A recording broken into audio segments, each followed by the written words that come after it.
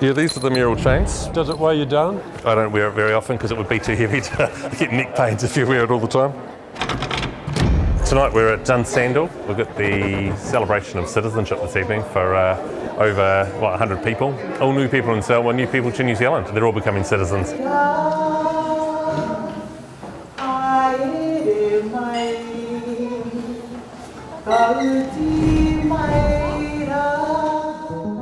So straight ahead here we can see the Tallest Range.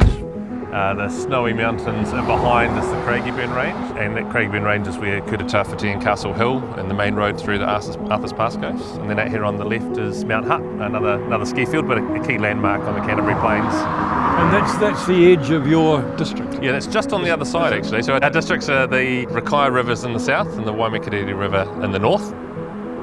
Views of the Alps and being able to get to either the ocean or the ski fields, and great job prospects in a new home that's warm and dry with a double garage and a bit of grass outside. You know, that's a lot of people want that, and that's why people are coming to Selwyn. When you started, did you know that this was to be possibly the most prosperous part of the country? I mean, growing up here in the 90s, opportunities were always elsewhere. You know, you go somewhere else and leave here to find things, and now this has turned into the place where, you know, New Zealanders want to be, where things are happening, where jobs are available, and that's quite a turnaround over the last, couple of decades.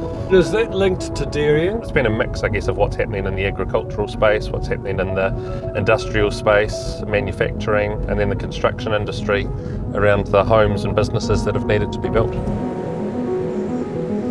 When you were growing up, all of 10 years ago.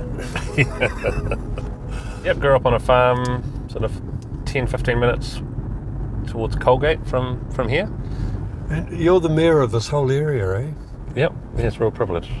Quite young to be a mayor? How old were you when you became 35 when Really? I first elected. Really? Yeah, so at the time that was young. Had you been a councillor beforehand? Yeah, I'd done 2 terms on council before that, so... Now you lead local government New Zealand. Is that a big job? It is, but it's an extension of what you already do in your home base. Selwyn's got a really strong rural heritage. Yeah, it's always been a place where care of animals, care of the land and growing food has been like at the heartbeat of the place. It's the food bowl of New Zealand, some say, isn't it? The Canterbury Plains. Yeah, I think that the intensification of land use has got both positive and adverse effects. Yeah, so there's some really great job creation, increase in GDP. It brings families to the area. It means there's volunteers for our fire brigades. It means our school numbers remain healthy and strong. But then it hasn't impacted our waterways.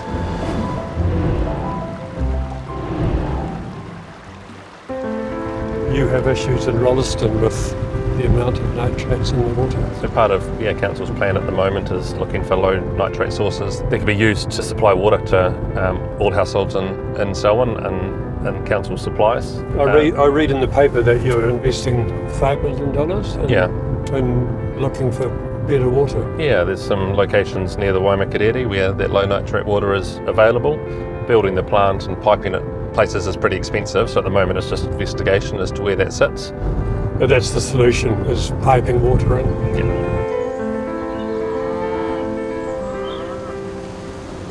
Is the ethnic mix changing in your area? Yeah, I've seen a massive change in the ethnic makeup of Selwyn. It's really exciting. I think the centre of that was around Lincoln University.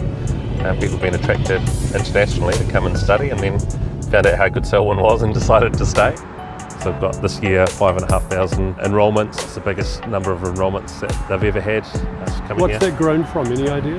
I think it was about 3,500 10 years ago. Lincoln is growing too, isn't it? The township of Lincoln. Yeah, massive change Is it? here in Lincoln. Yeah, still more to come, so new land has been put aside for future growth. Some of those sections are being developed at the moment. You could link Prebbleton, Lincoln and Rolleston as one area. Yeah, there's not far between them. No. There's some pretty good reasons why you wouldn't link them up there. Yeah. Some of the best soils, isn't it? Best soils in the country. Yeah. And if we lose that to housing, then it's gone. So we've got to make sure that the growth of Lincoln needs to think about what's precious to us, not just about homes.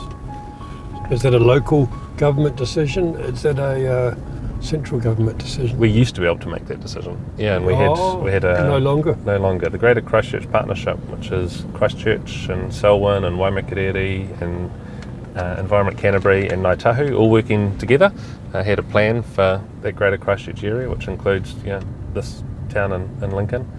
And we could sort of have red lines drawn around our towns about where growth would and wouldn't happen. The government changed the rules and basically said if you've got land on the edge of an existing town and the infrastructure's there to provide capacity for urban growth, then that urban growth can occur. And I think it's a bit of a shame it removes that local determination about where things should grow. So there's stuff happening that our council didn't want to see happen, and government has allowed it, and we have to follow the legislation of the land. So, and people talk to me about, doesn't new homes mean more rates for a council? And yeah, it does, but that's the rates we collect is only to cover the costs that we have. So we don't make more money out of more homes being here. You're just paying for the existing bills. Yeah. I think what's missing in that planning though is, and local government doesn't have control over it, is where schools go and where the new hospitals or GPs are. And so, a community needs roads and it needs water supplies. But a great community's also got those other social services that are the central government's responsibility. This is the beginnings of Rolleston or Rolleston. What do we say? Yeah, Rolleston. Do we? Yeah, we say Rolleston. I guess I spent my whole life hearing Rolleston and saying Rolleston, and now I know it's Rolleston.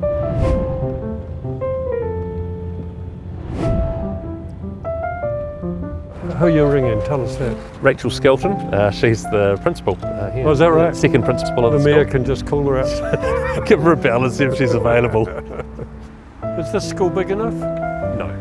No. What's the population, do you know? We need more classrooms here, and there's a second campus being built at the moment, but I think we also need a second school and provision for that. Is just to compare, Rolleston's bigger than Timaru. We've got one high school here, Timaru's got 4 high schools. Thank you for doing this. That's all right. G'day, Jared. Hi, nice to meet you. Hey, Nice thank to you meet so you much. too. I'm impressed with what the mayor can get going here. Oh, he can do anything. He's amazing. So we're talking about growth, and 10 years ago this wasn't here. Absolutely. We started with 225 kids, and now we've got just under 1,900. 1,900? Just under, yeah. Wow. Yeah. Have you got room? We do. We'll have more room when they finish building down the road. The same school on another campus? Correct. Then maybe another school as well in the future? I think it should be another school not connected to Rolleston College. Do you? Yeah, I think 2 campuses is enough. Because the growth is happening here, isn't it? Absolutely it is. I think it'll be working out where the next large part of population growth is going to be.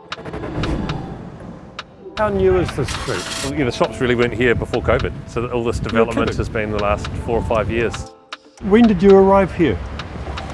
2004 we built out here. Did you? Yes. Very different place. Very different. Was it? Very quiet. Lots of paddocks, lots of grass. And look at it now. Yes, it's amazing. Te Arate was council saying let's put a landmark in the middle of town that can set the scene for a town centre focused on people, not cars. So this is paid for locally? Yes. Have you guys got a hospital in this town? No, we don't have a hospital. Is that needed? Yeah, it is. We've got 85,000 people, living here in our district. When we first arrived here, there's many people here, and the development, especially the housing. Even in 2 years? Yeah. You've seen change? Yeah. So you had to look ahead to work out that this will be a growing place. That's right. So we will need a park. It didn't happen the other way around. And I mean, it's almost too small now. It was massive when we built it, and we need more space. This is the western side of the State Highway, which has been developed as an industrial park with a number of contributors. Early 2000s, our council said, let's put some investment into jobs. We don't want to be a dormitory town where people just live in a house and have to travel somewhere else. So you provided land and attracted businesses here? Yeah, so a couple hundred hectares of farmland was purchased and rezoned by council. Behind me is the South Island Distribution Centre for the warehouse. It was one of the first things that was put in here. And it created over 1,200 jobs, not just this place, but the whole development. And then we got to the point where council didn't need to be involved anymore. We were the catalyst for the change, and now private investments come in. Planning worked. Well, people now travel from outside the district, from Christchurch, to come and work here. There's jobs, the other way. Yeah, an opportunity. A lot of our population was born overseas. The proportion's growing all the time. I came from India. It's totally different. Here, actually, here we find peace of mind. It's such a lovely place and community and relaxed environment. The only thing that I can say from my perspective as a foreign is just that we have to look after what is provided to us, because sometimes we take things for granted.